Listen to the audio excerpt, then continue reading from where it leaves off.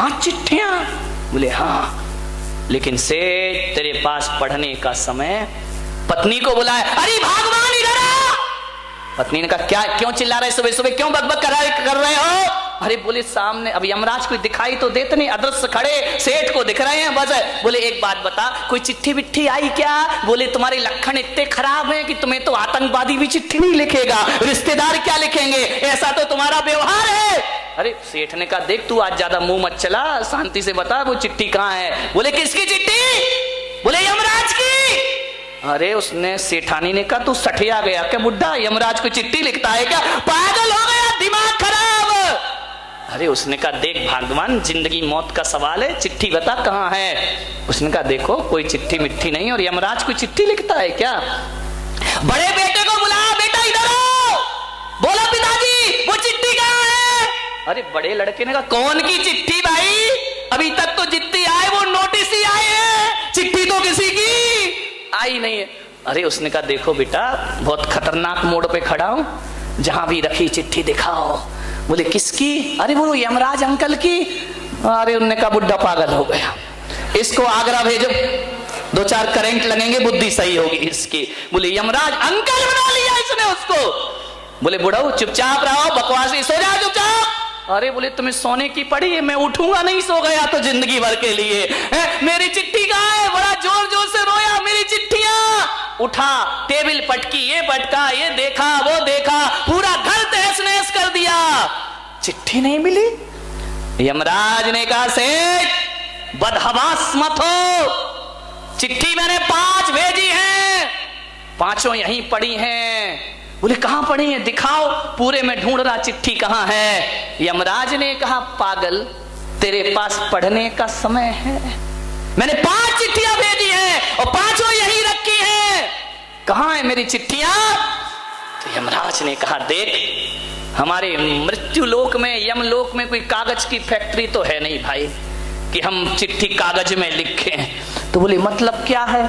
SMS कर देते mobile पर, वहां बोले उस रूट की सभी लाइनें व्यस्त रखी हैं तुमने, कॉल करता हूं तुम मिस कॉल उठाते ही नहीं है। तो बोले क्या करूं, कहां है चिट्ठी?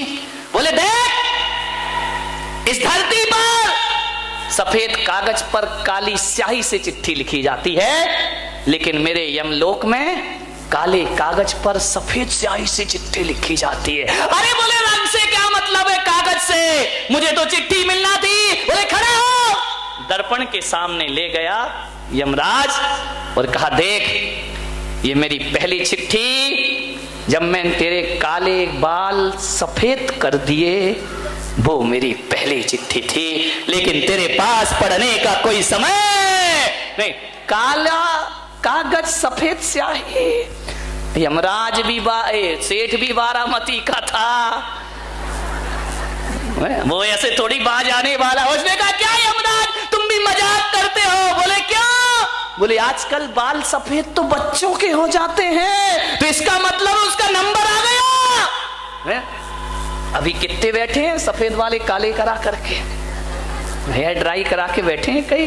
अभी तो मैं जवान हूं, वाह हाय अजब रंग दे रहा है बुढ़ापा, अंगूर के सब मजे किशमिश में आ रहे हैं। ध्यान रखिए, विचार करिए।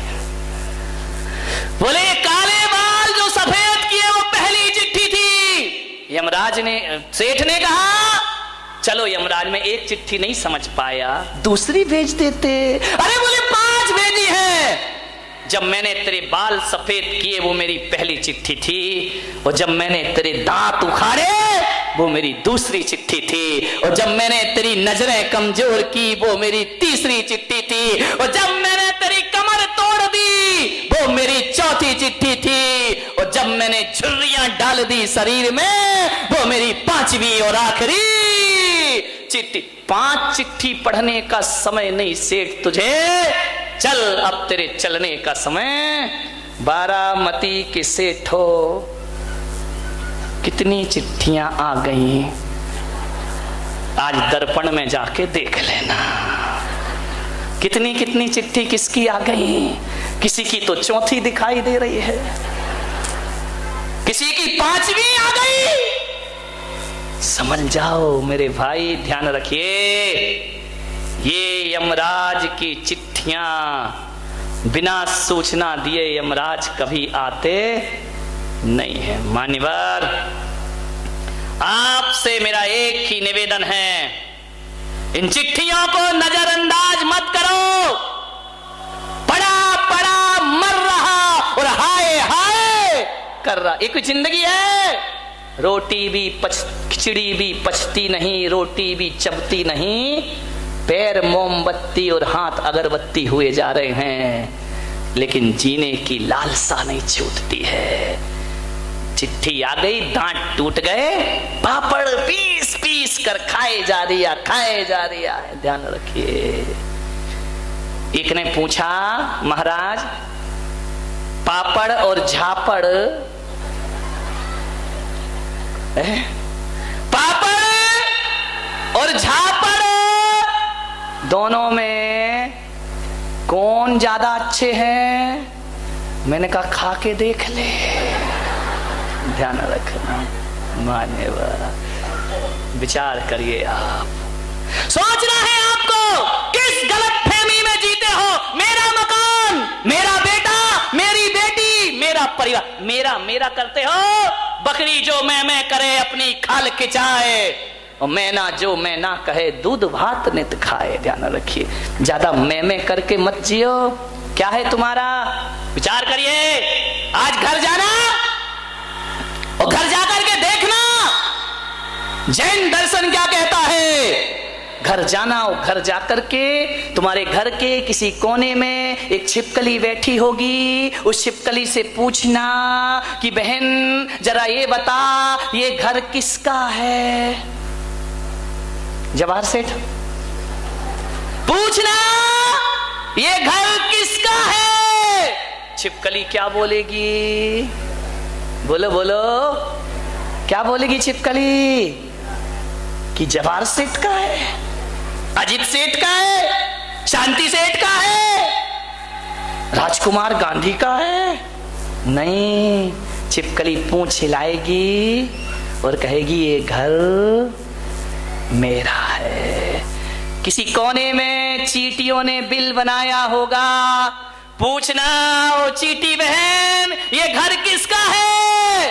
तो चींटी कहेगी सावधान, ये घर मेरा है। चिड़िया ने घोंसला बनाया होगा, चिड़िया से पूछना ये घर किसका है? चिड़िया कहेगी ये घर मेरा है। और तुम्हारे घर में एक कुत्ता रहता होगा, कुत्ते से पूछना ओ कुत्ते भाई ये घर किसका है? वो भौंक करके दुम हिला के कहेगा ये घर मेरा है। और अपने बेटे से पूछना ये घर किसका है? वो कहेगा पापा ये घर मेरा है। और तुम भी कहते हो ये घर मेरा है। कुत्ते की सोच में और तुम्हारी सोच में ज्यादा अंतर नहीं है मेरे भाई। कुत्ता भी कहता है घर मेरा है और तुम भी कहते हो कि घर मेरा है। और घर तुम सबको देख के हंस रहा है कि ये नादान मैं खड़ा रहूंगा और तू यहां से बाहर निकाल दिया। जा, कौन सा घर मेरा, कौन सा घर मेरा? किस गलतफहमी में जीते हो? बेटा मेरा, बेटी मेरी, पागल हो गए हो? कौन बेटा कौन बेटी? एक बात याद रखना, बेटा तुमसे पैदा हुआ है, तुम्हारा नहीं है। ध्यान रखना, इस भ्रम में मत जीना कि मेरा बेटा है। पैदा तुमसे हुआ है लेकिन तुम्हारा नहीं है। वो बेटा बहू की अमानत है। ध्यान रखना, तुम्हारा क्या है इस संसार में? बेटा बहू की अमानत है। जिस दिन बहू आएगी अपनी अमानत वापस ले लेगी। ध्यान रखना, बेटी दामाद की अमानत है। जिस दिन दामाद आएगा बेटी ले लेगा। अब तुम्हारा क्या है? मकान कुत्ते की तरह चिल्ला रहे मेरा मेरा मेरा, वो भी तुम्हारा नहीं है।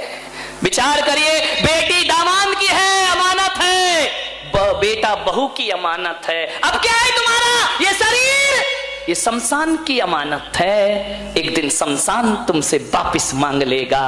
अब क्या बचा? अब ये आत्मा ये भी तुम्हारी नहीं, ये उस परमात्मा की अमानत है, ध्यान रखिए। इन अमानती सामानों में जी के मेरा मेरा कहते हो। बारामती वालों, आज आपको संदेश दे रहा हूं, जो जिसकी अमानत हो उसे वापस कर दीजिए। बेटा बहू की अमानत है, बहू को दे दो, मत सोचो कि अलग क्यों हो गया, उसकी अमानत है, उसने ले ली। बेटा बहू की अमानत है, उसे बहू के हवाले करो। बेटी दामान की अमानत है, उसे दामान के हवाले करो। शरीर शमशान की अमानत है, शमशान के हवाले करो। और आत्मा परमात्मा की अमानत है, इसे उसके हवाले कर दीजिए। ध्यान रखिए, तुम्हारा जीवन सार्थक हो जाएगा। प्रभु के हवाले कर दीजिए अपने आप को। लोग कहते हैं जब सिकंदर और रावण धरती पर चलते थे तो धरती कांपती थी। अरे धरती कांपती नहीं थी मेरे भाई, धरती इन लोगों पे हंसती थी, मजाक बनाती थी। धरती कहती थी ये मेरे अंश होकर मुझ पे ही अकड़ के घूमता है, एक दिन तुझे मुझ में ही आके समाहित हो जाना है। आपको मालूम है हमारे देश में एक प्रांत का नाम है कन्याकुमारी, मालूम है? कश्मीर से कन्याकुमारी। कन्याकुमारी का मतलब जानते हो? ये नाम केवल भारत के एक प्रांत में, दुनिया में कहीं ना मिलेगा। वो कन्याकुमारी नाम क्या कहता है समझ लीजिए। वो कन्याकुमारी कहता है कि इस देश की धरती की मांग हर किसी ने भरना चाहिए। सिकंदर आया, उसने मांग भरना चाहिए, वो पति बनना चाहा। भरत चक्रवर्ती ने मांग भरी, उसने सोचा इस धरती का पति मैं बन जाऊंगा, अधिपति बन जाऊंगा। रावण ने भरी, सब आए इस धरती की मांग भरने। धरती ने कहा तुम हमारी मांग क्या भरोगे, मांग भरने से पहले तुम हम में ही समाहित हो जाते हो। अरे ये धरती पहले भी कुमारी थी और आज भी कुमारी है, इसलिए हमारे देश में कन्या कुमारी। ध्यान रखिए, कोई मांग नहीं भर पाया इस धरती की, कोई अधिपति नहीं बन सका। तेरे जैसे लाखों आए, लाखों इस माटी ने खाए। तेरे जैसे लाखों आए, लाखों इस माटी ने खाए। रहा न नाम निशान रे बंदे, झूठी तेरी शान रे, झूठी तेरी शान।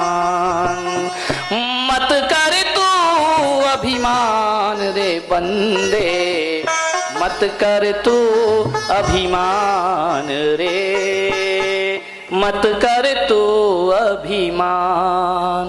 तेरे पास हैं हीरे मोती, मेरे मन मंदिर में ज्योति। तेरे पास हैं हीरे मोती, मेरे मन मंदिर में ज्योति।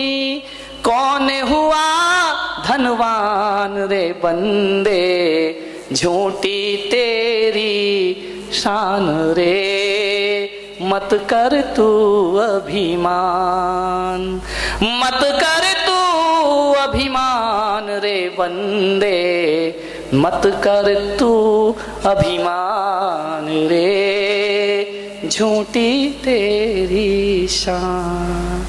किस पर अकड़ के घूमता है आदमी।